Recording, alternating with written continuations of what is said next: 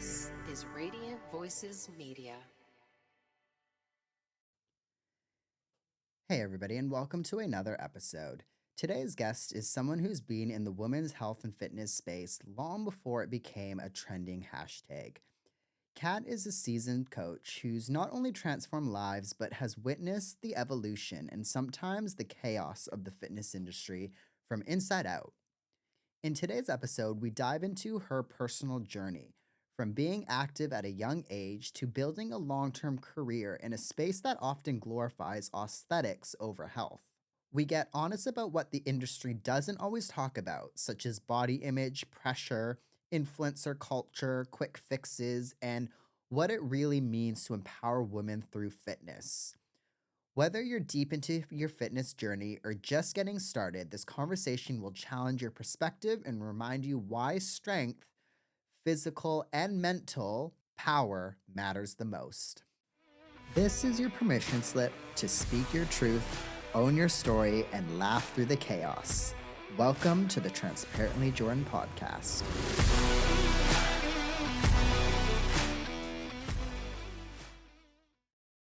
Thanks again for coming on.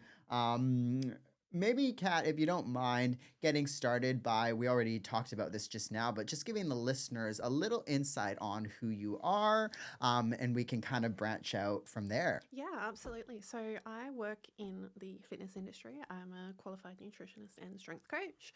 I've been in the industry going on 9 years now.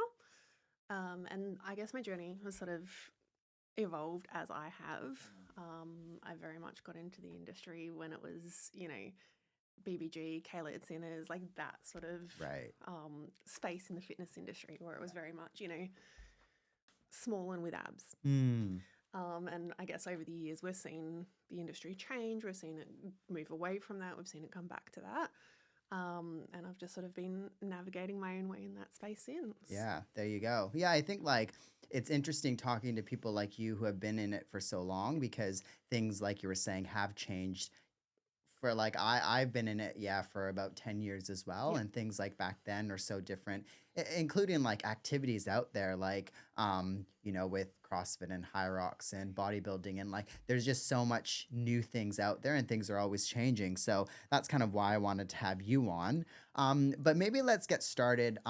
Just giving the listeners a little insight of something about the fitness industry that they wouldn't know, maybe. So, Ooh. because I think again, things are changing all the time, but and we think of the fitness industry in a certain way, but what's kind of a misconception out there about the whole industry or about maybe anything within the industry, really? Ooh. I feel like this will probably be a bit of a spicy one. I think there's a lot that goes on behind the scenes that people aren't aware of. And I think we are sort of seeing, obviously with social media, we're sort of seeing people are editing photos or using filters and things like that. I think especially in a female space, we're not sort of as aware of, say, influencers using anabolics, things like that. And especially with females, sometimes it's not quite as obvious. And the amount of times I've had clients come to me and be like, oh my God, look at this person's physique. It's incredible. And I'm like, okay, but realize the photo is edited. She's got a BBL. She's on anabolics. There's so many different sort of factors influencing that. And I think, some people are quite transparent about it. And I think that's fantastic. I understand when people aren't transparent about it in terms of it's not legal. So they're covering their own asses. But at the same time, I think, especially for coaches, when they're putting forward, I like this, I train like this, and this is why I look like this. And people are like, oh, look what she did in a year. They're not necessarily getting the whole picture of what's been behind that. Yeah, I think plenty within what you just said, the whole Instagram or social media editing thing is one thing, right? Yeah.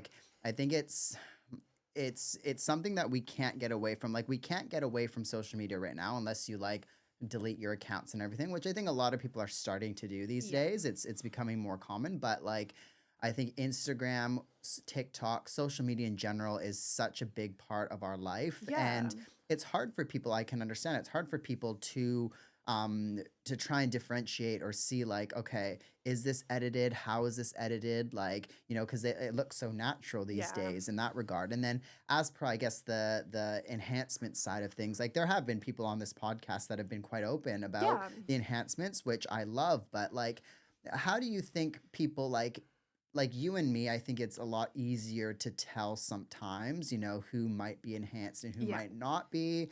Some people might just have good genetics, and I think Yeah. even that we know a bit more of the difference. But if somebody is just starting to get into the gym and comes to see someone like you or a coach and is like, oh, this is what I aspire to be, and we kind of look at the picture and are like, oh well, that's an enhanced person, Yeah. like how do people how what are some tips that you can give to people out there to try and like weed out, the enhancements and stuff like that when they're looking online? I think one, keep in mind the time frame. Like, yes, you can achieve a lot in a year. Um, but realistically, if someone has gone from never training and then within the year they've, tripled the size of their quads and, they're looking real jacked. Um, there's building muscle takes time. Even as a newbie, when you are, making the most of newbie gains and all that, like it does take time.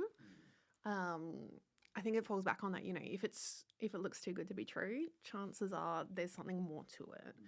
And you even look at, if you look at, say, natty bodybuilders, for example, and you look at what they can achieve in a year where they are, everything is focused towards that build and then that cut. So they are eating to the T how they should be. They're training consistently. They're doing everything to put on muscle.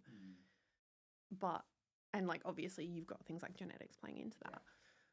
But if you compare that to some things we see where it's like, okay, well, the difference is day and night. So I think it's just being a bit more aware, like, social media very much does push that quick fix and look how quickly that person change their physique and things like that. And obviously getting leaner does allow for more muscle to be visible.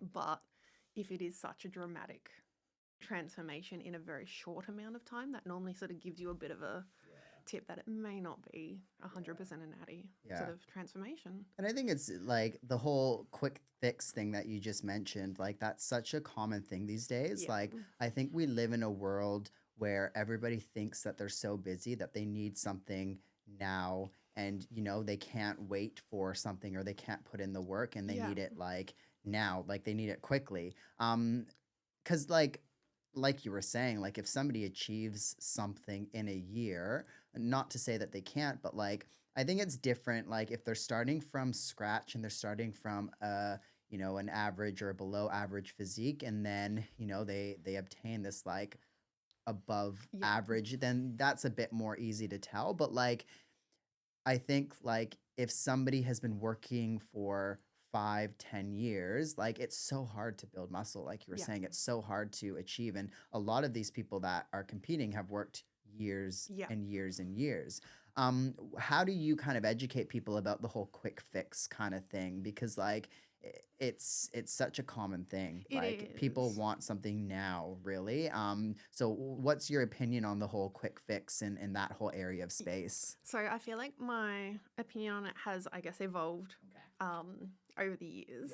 I used to be very like, quick fixes are stupid. Like it's a money grab from coaches. It's, it's bad. There's no healthy way to do a quick fix and all of that. I still stand by that.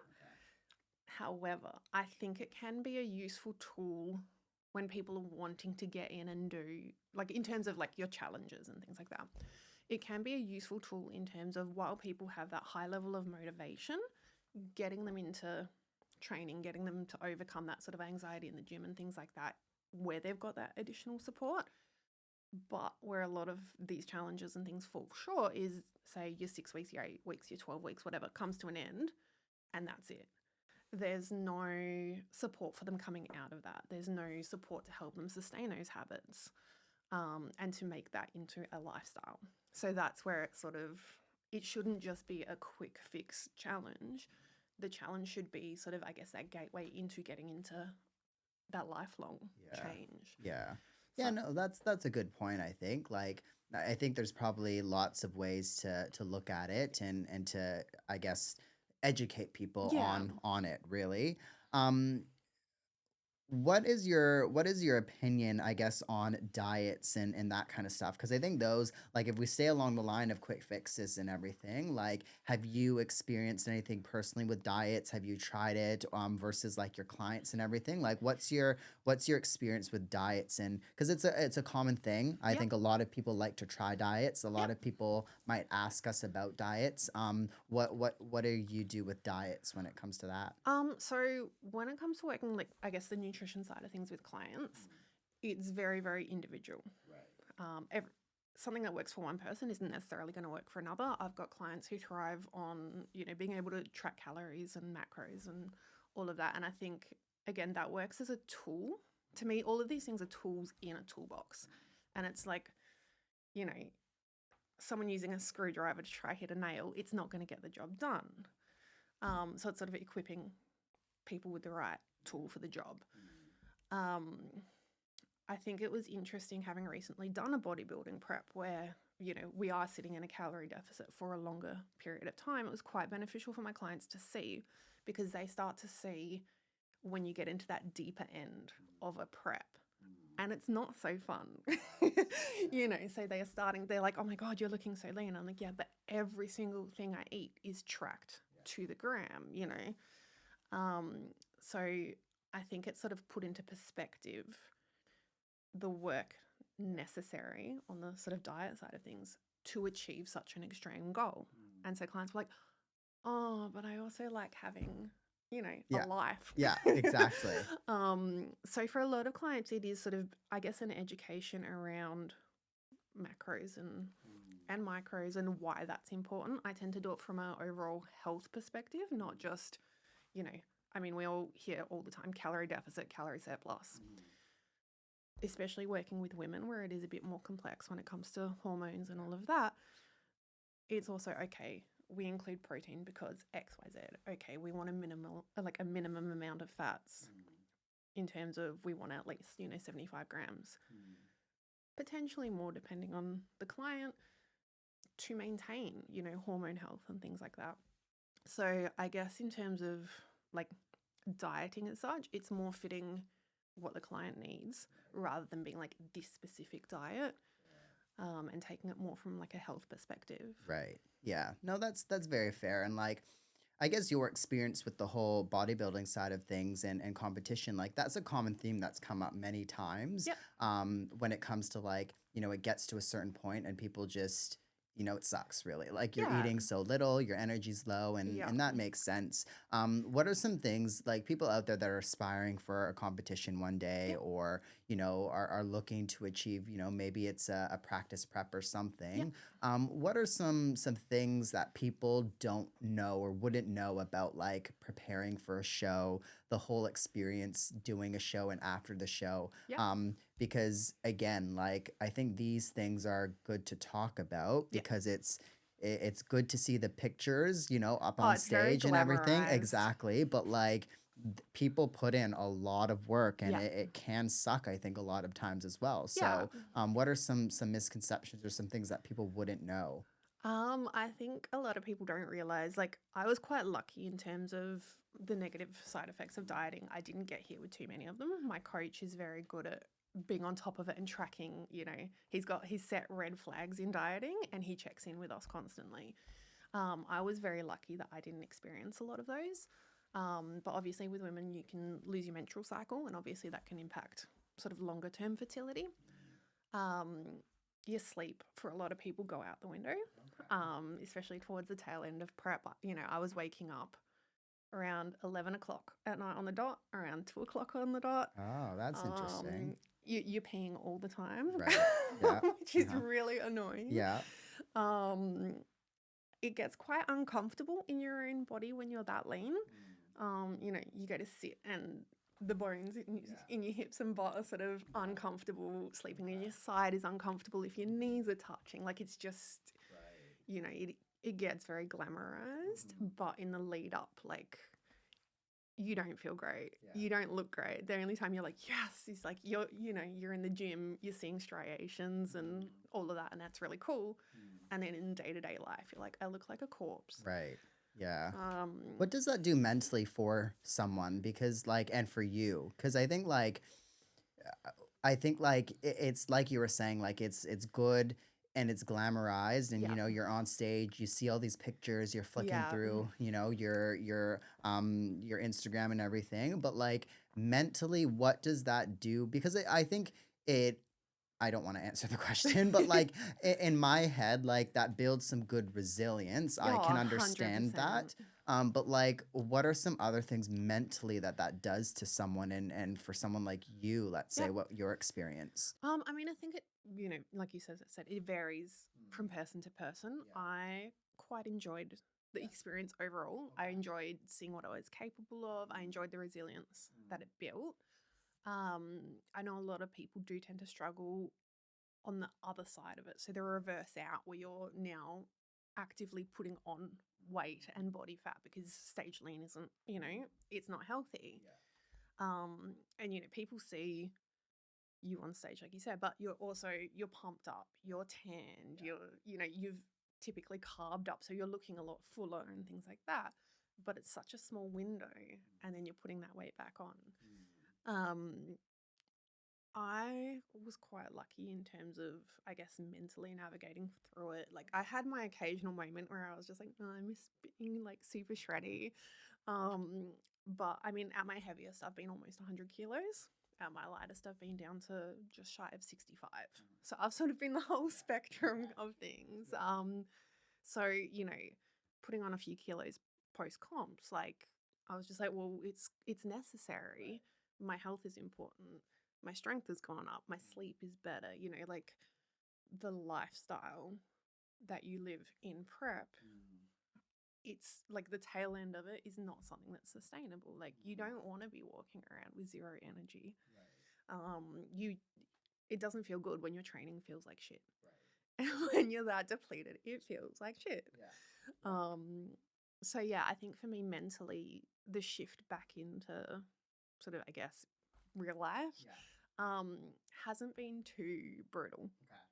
I know a lot of people who have struggled with it.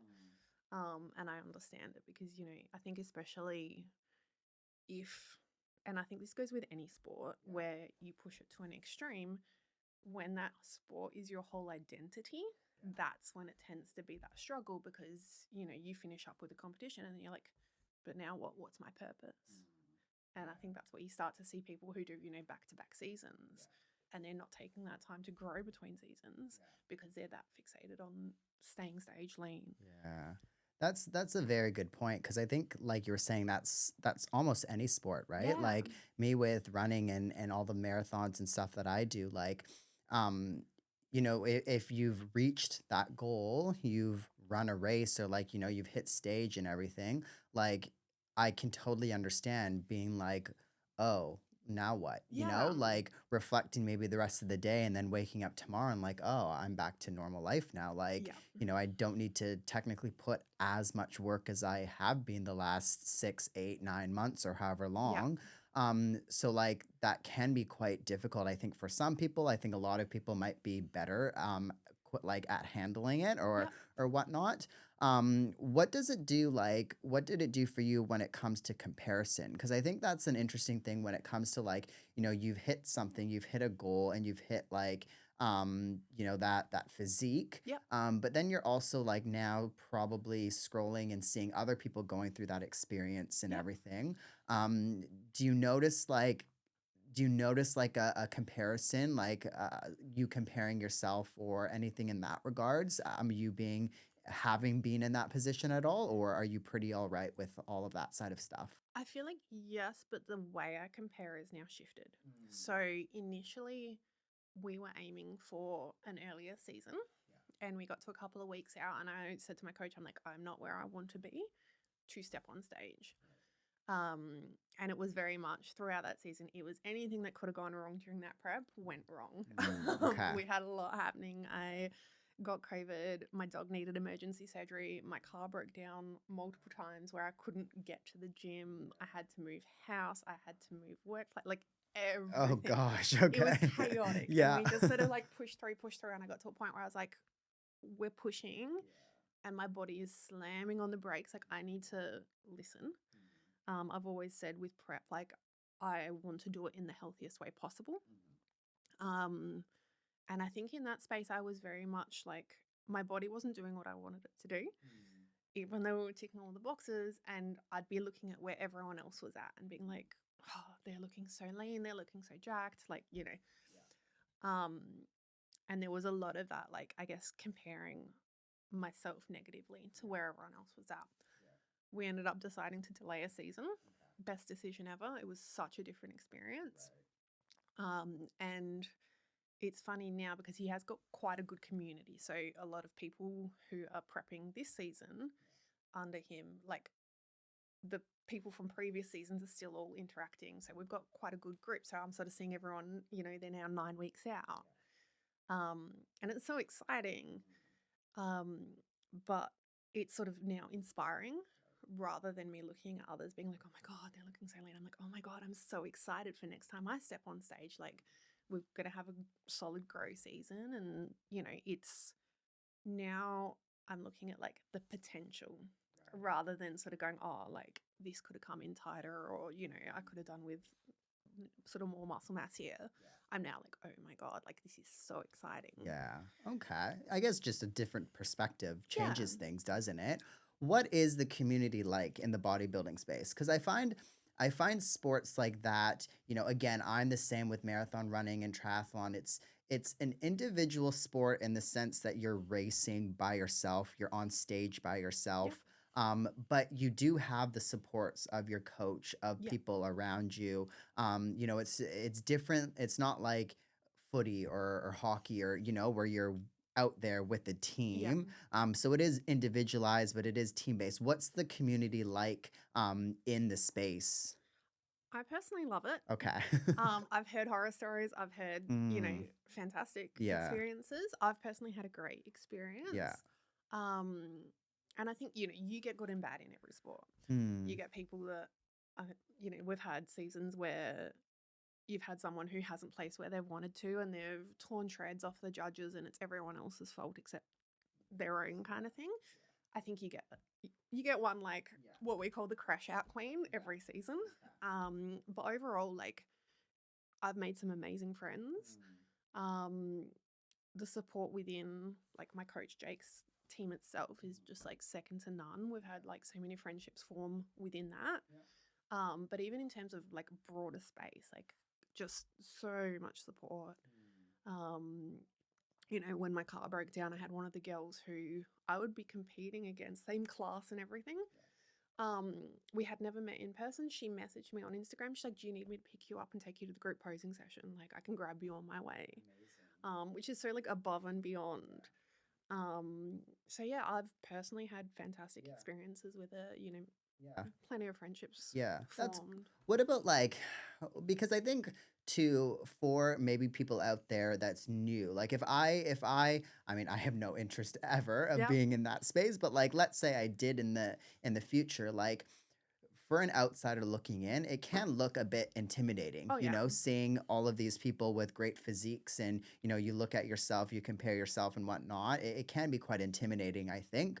Do you find that, like, how do you navigate that intimidation? Like, if you have a client or if you have somebody, what's an advice or a piece of advice you would give somebody who wants to enter the space and they're afraid about it looking so intimidating, basically, the whole scene of bodybuilding? I think just know why you're doing it. Like if you're doing it for clout, like you will care what everyone else thinks. I think if like you're doing it because you want to see yourself progress, no one who's doing better than you is going to tear shreds off you.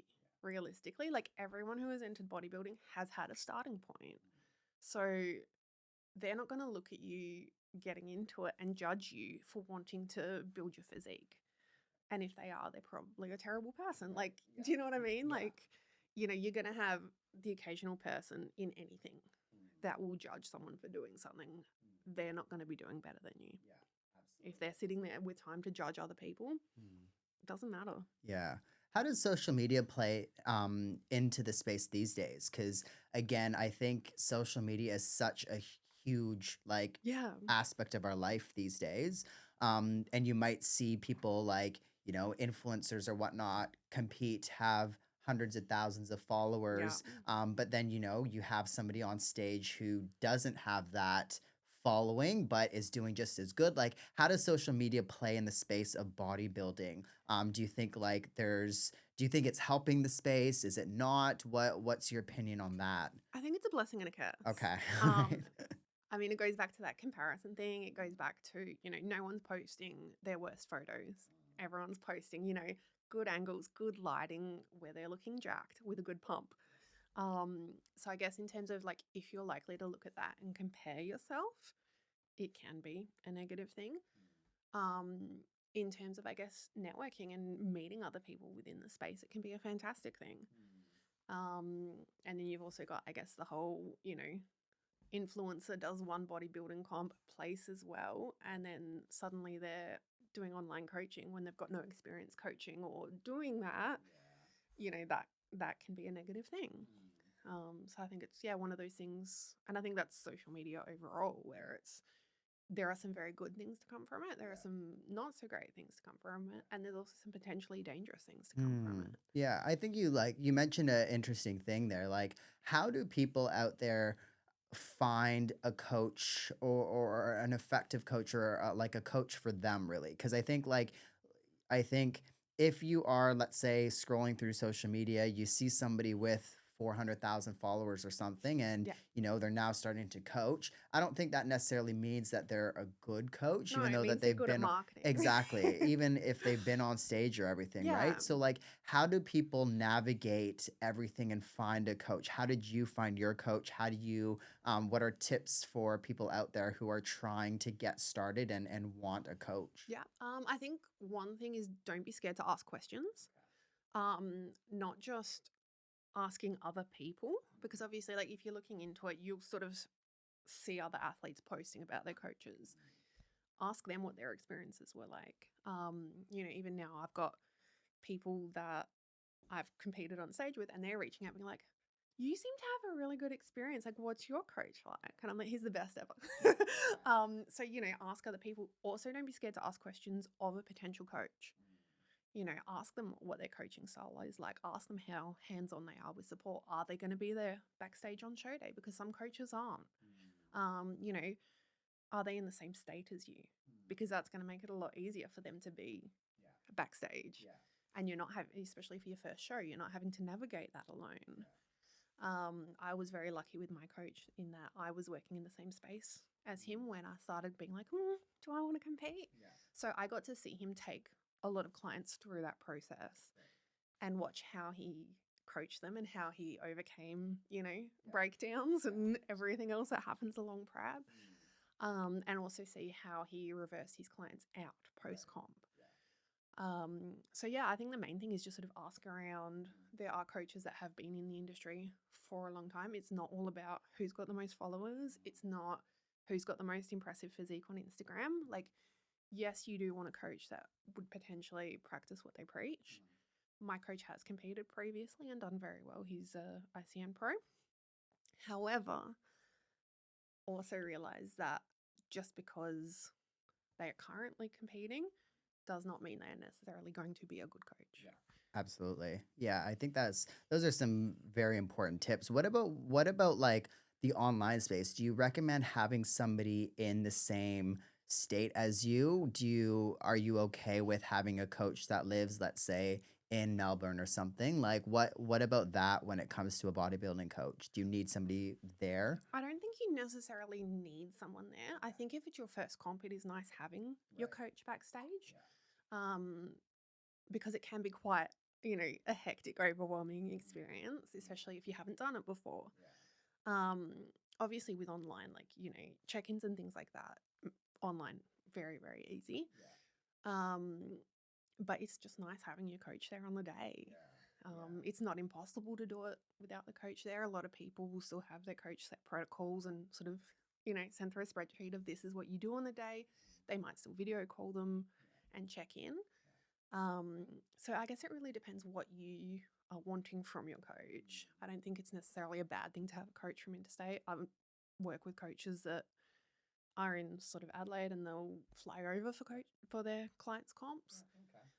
It's just down to, I guess, what you want personally. Yeah. Okay.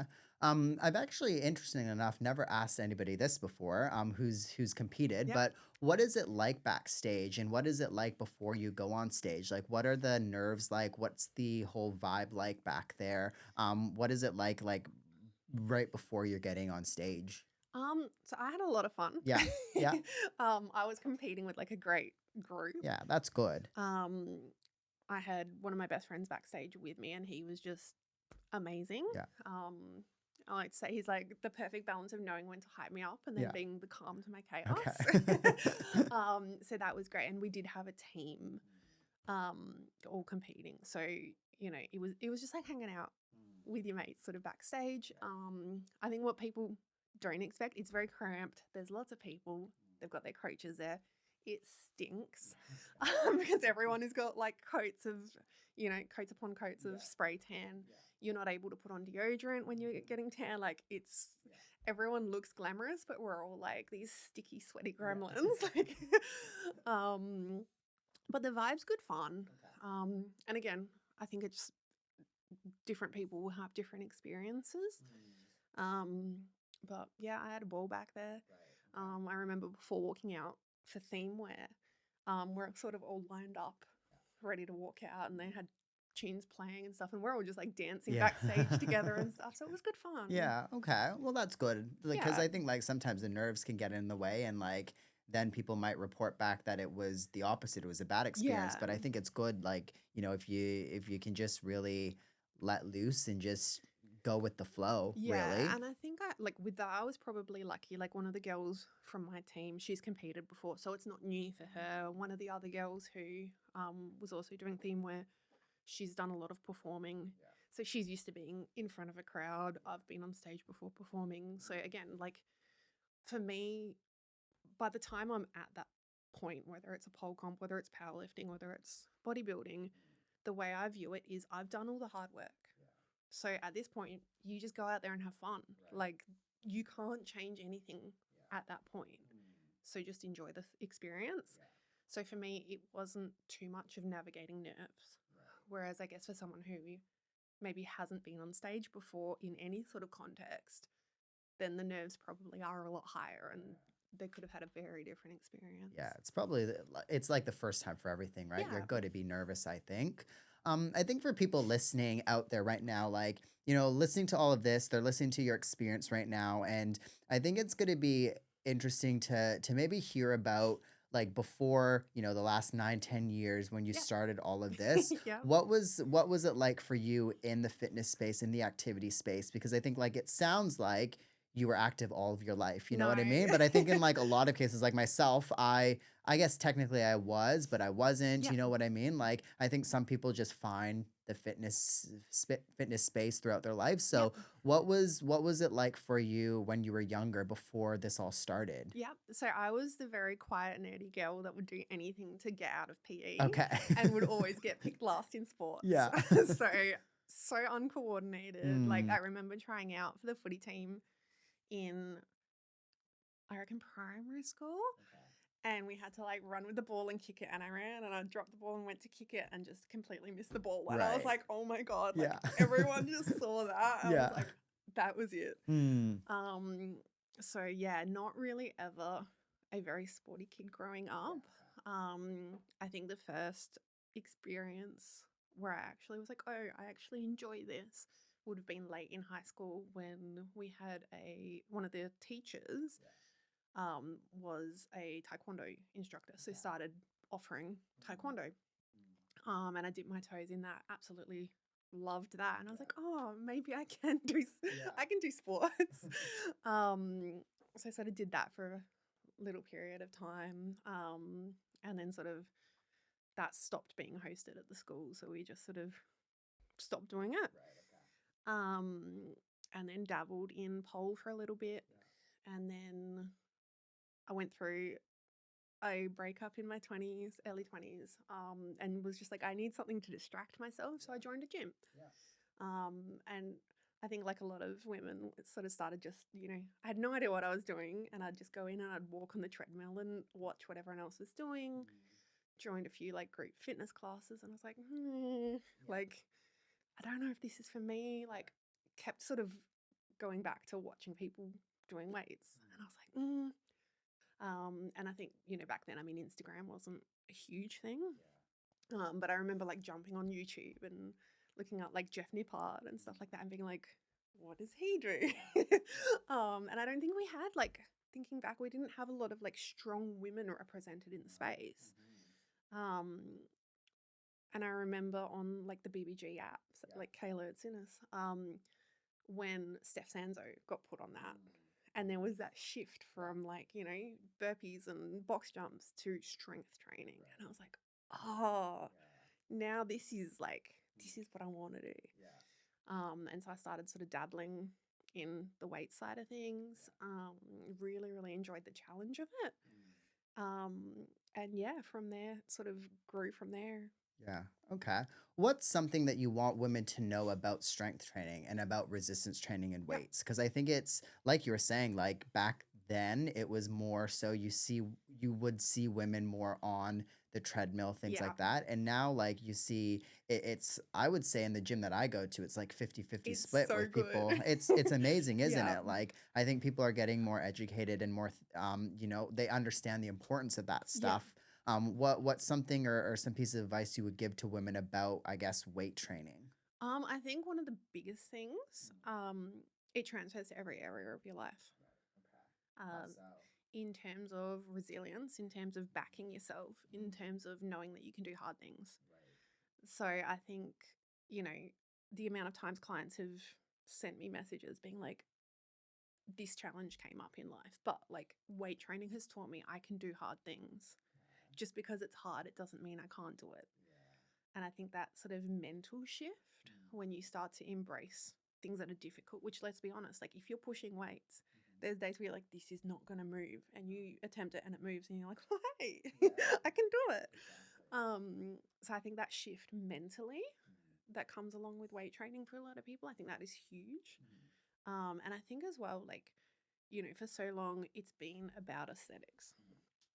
I think when we start focusing on strength, the aesthetic goals still come, and there's zero wrong with the aesthetic goals. I think for so long it's been like, you should train for aesthetics or you shouldn't train for aesthetics. Like there's no in between. Like you can get strong and still want to look jacked or look a certain way. There's nothing wrong with that.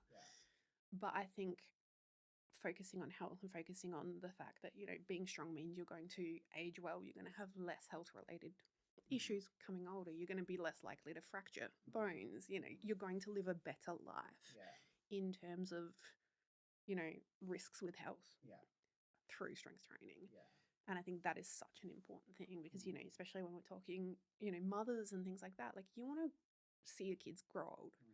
You want to be around for that. You want to be able to be present. So Yeah. And I think like I really liked your point about like you can be strong but still like be worried about aesthetics, I guess, because like I think like that's like any sport. I think like relating it back to like myself, for example, I think like I still want to look a certain way. So I'm still focusing on the strength training and the things that I want to. But like, I think I still have to swim, I still have to run, I still have to bike for triathlon. You know what I mean? So like I think it's okay to want to look a certain way. But like I think it's interesting because like over the years we've realized as well that like weight training doesn't necessarily mean that it's going to change your aesthetics as much as we thought it would. Yeah. You know what I mean? Like, I wish it would. yeah, I know, right? Like men, if you think about like, and you look at men, like they spend years and years trying to gain like 5 pounds of muscle or like not even that. That's like a hard thing to do, 5 pounds. But like, so I think like it's super hard to change your aesthetic. So if you're like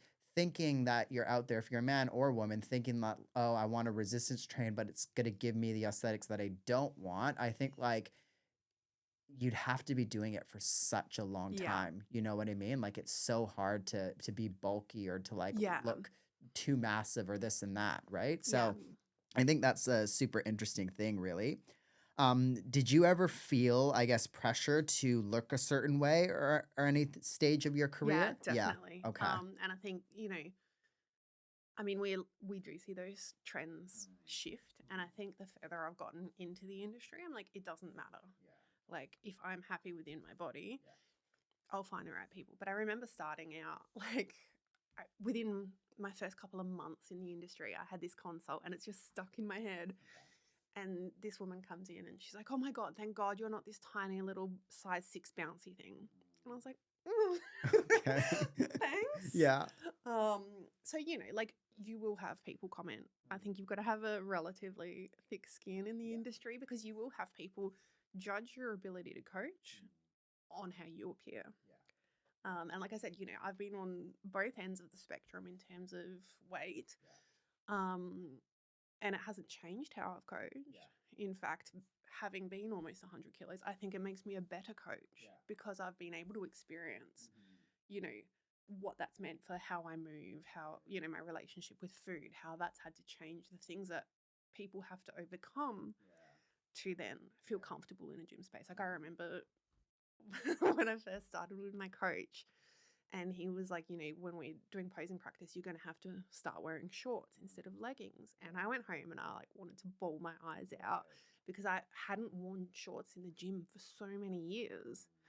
So it's just, I think I used to care about a lot more about, I guess, how my body image was perceived by people in the industry as well. And I think we probably cop it harder from other coaches than from people wanting to come into the gym space. And I've had people, like I said, going from, "Oh my God, thank God you're not this tiny little thing," to people being like, "You're intimidating because you're jacked." And then I get to know you and you're like this fluffy little cinnamon roll kind of thing. So it's interesting to see how, I guess, different people sort of interpret what that means for you as a coach. Exactly. And I think like that's the reason why I asked you, because I think like sometimes coaches feel that pressure a little bit, Yeah. especially if you want to be in a certain or be coaching a certain demographic or Yeah. population. Like, I can understand. I mean, before I became a physio and exercise physiologist, I was a personal trainer as well. Yeah. But like, I remember being 19, getting my like PT cert, and then like, I'm a skinny guy, but like being even skinnier, right? Yeah. And like thinking to myself, oh, I need to look a certain way because how am I going to get clients or this and that? Yeah. But like, I think there's so many different areas that you can work in, but also like people's perspectives are different, Yeah. right? So like, I never intended to coach people who were going to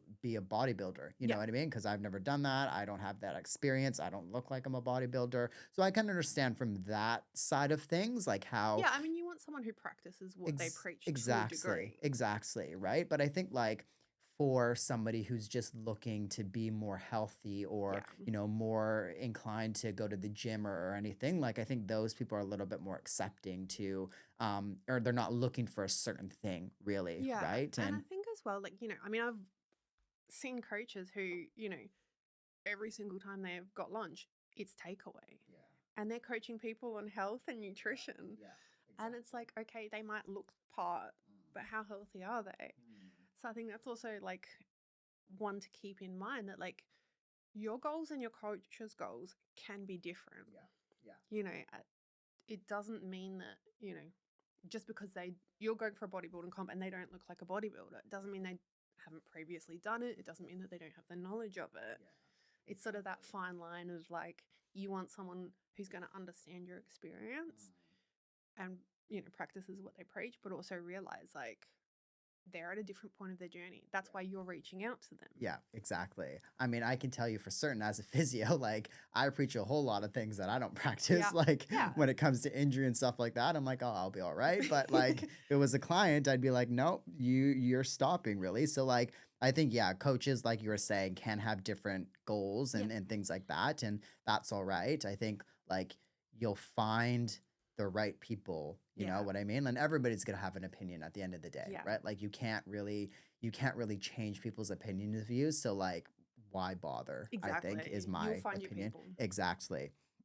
How's your coaching style evolved over the years? I think it's I'd like to say it's gotten better. Okay. I think if you don't look back at what you used to do and cringe a little bit, have Mhm. you really grown? Yeah, exactly. Like I remember coming into the industry, and I don't know if it was the same when you did your PT set, but it was very like, give them an experience that they're going to remember where they've pushed so hard that they're like, I can't push this hard on my own, sort of thing. Yeah. And like, I feel like I initially came into it having that in the back of my mind, and then realizing that that's actually what scares a lot of people out of continuing on. And so, I think the overall focus on health has been a huge one, and shifting it away from like, not every session has to be absolutely kicking your ass. Yes, there's sessions where you should absolutely push. And I like those sessions where my clients are like a little bit like, oh, I didn't think I was capable of doing that. And they surprise themselves, because I think that in itself is very beneficial, and sort of taking away those limitations for clients. But at the same time, if they're coming in and their first experience with a coach is them walking out of there being like, I wanted to vomit, like that's not a good thing. Some people might enjoy it, but for a lot of people, especially women coming into a space where they don't feel comfortable, making them more uncomfortable isn't going to may have them wanting to come back. So I think that has definitely evolved in the way that I coach. And I think, again, going into it initially with that like all or nothing, the shit that we always get, we all have the same 24 hours in the day. And I remember I was in a long-term relationship a while ago with someone who had a kid from their past relationship. And I was like, I'm working full time. I'm trying to, like, in a 9 to 5 corporate job, trying to build my business. I'm also now a stepmom, managing a relationship.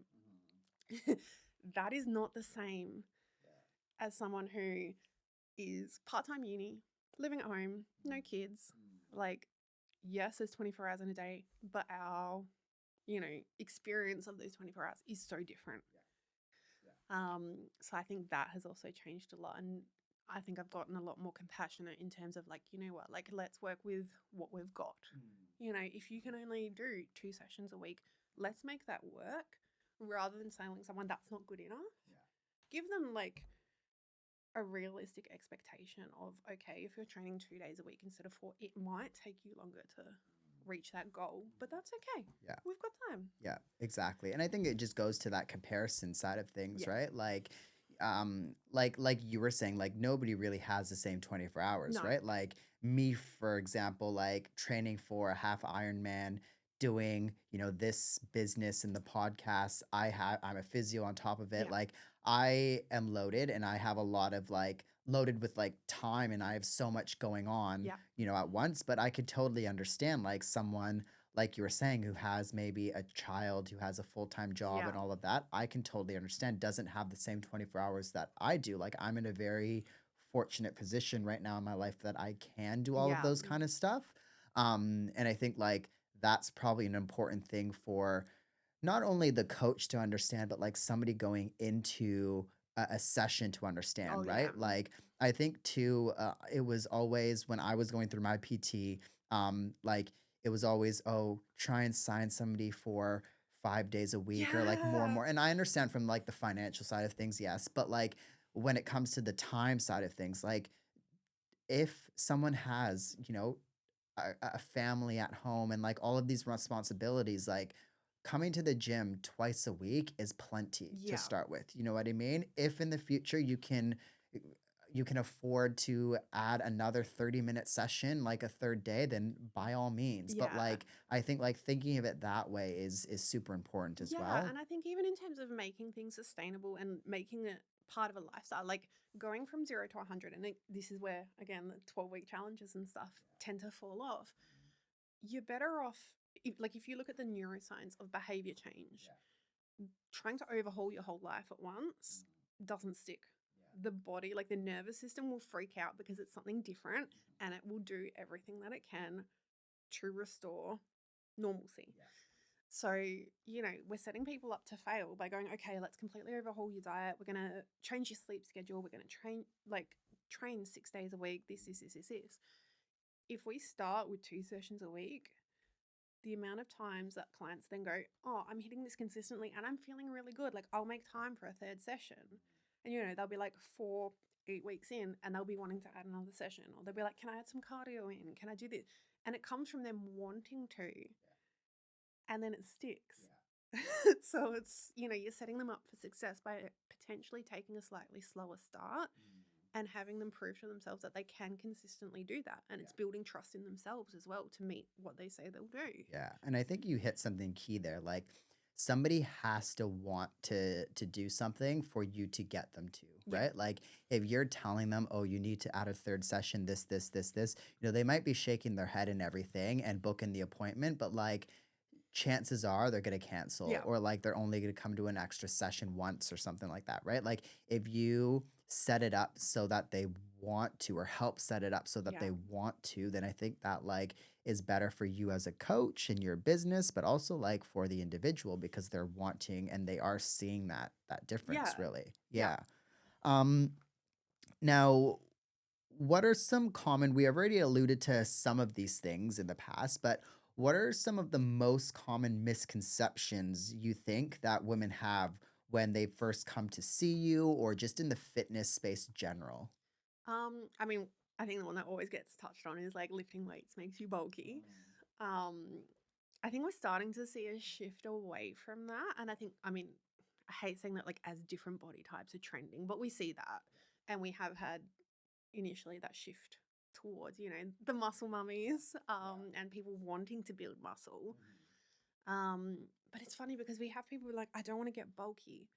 But then we also have people look at these transformations that are like insane. And they're like, I can achieve that in 6 months. And you're like, no, your muscle takes longer. Like it's that real like opposite. Um, so I think that's one. I think one that a lot of people, there's this image of like, your gym bro or people in the gym that are, they're self-absorbed, they're lacking in brain cells. Like you just get that real like him bro kind of like um very judgy, very elitist kind of thing. And like, okay, again, every space has people like that.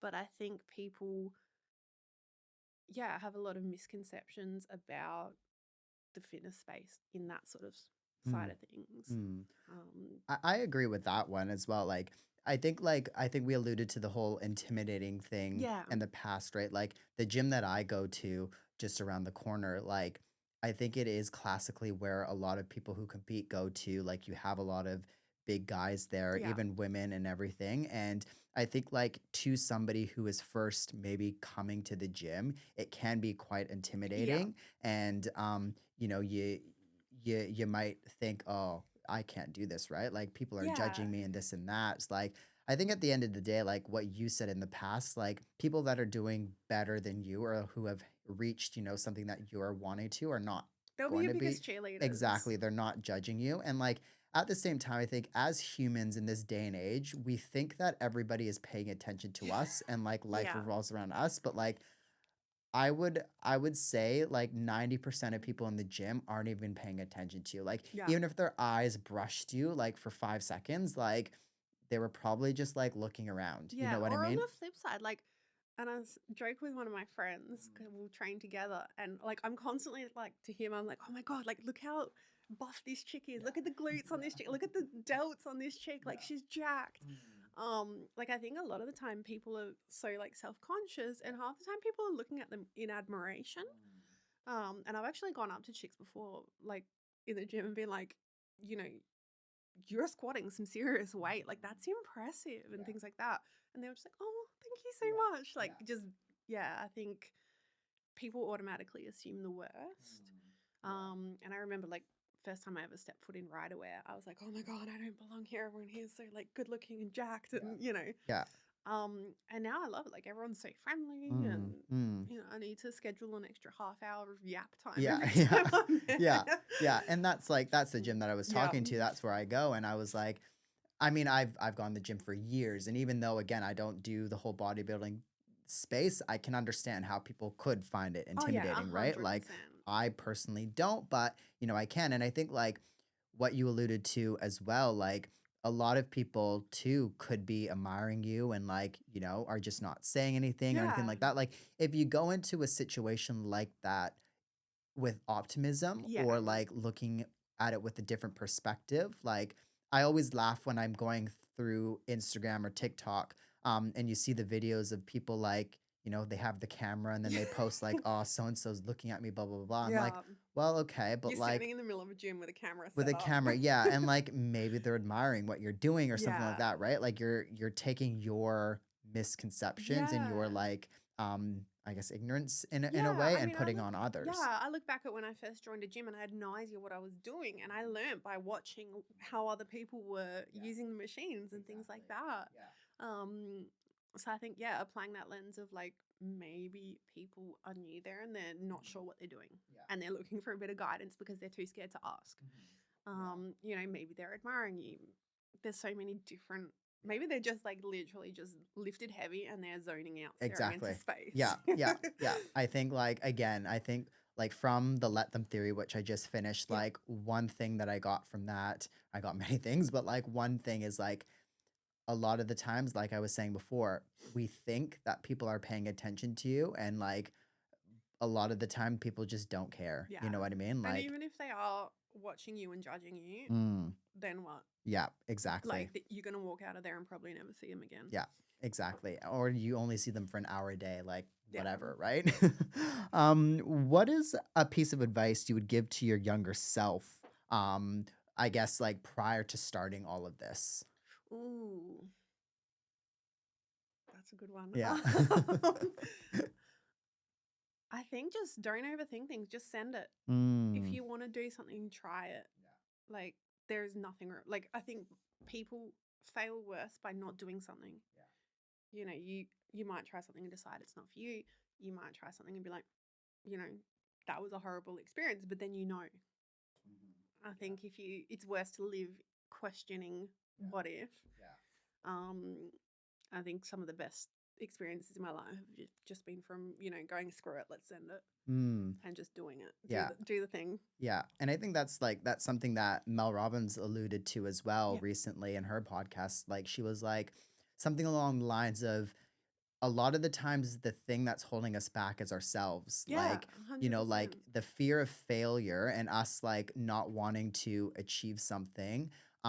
Like you just have to do it, Yeah. right? Like I if mean, you if you fail, let you it, fail. yeah, and if Right? you let it hold you back, Yeah. you haven't achieved the thing anyway. Hmm. You haven't even like attempted to, Yeah. so you lose out. Yeah. And that's probably like you were saying worse than even like trying and failing, right? Because Yeah. at least you tried and you know that it didn't work. Or like sometimes that can light a fire in people, Yeah. like try again after that Yeah, or and try for something bigger. yeah, and I'm very much a big believer of like failing better. So like, okay, you didn't do it this time. If you stop, then you're never going to achieve it. If you keep going, what if the next time is the time that you get it? What time if like, the time after that, what if that's when it clicks? Each time you reattempt something, you're coming at it with more experience. You're coming at it with what doesn't work. So eventually, eventually something's got to click. Yeah, exactly. So if you want it that badly, you're not losing out by not getting it straight away, as long as you keep on sending it. Definitely agree with that. What do you want your legacy to be in the health and fitness space? Ooh.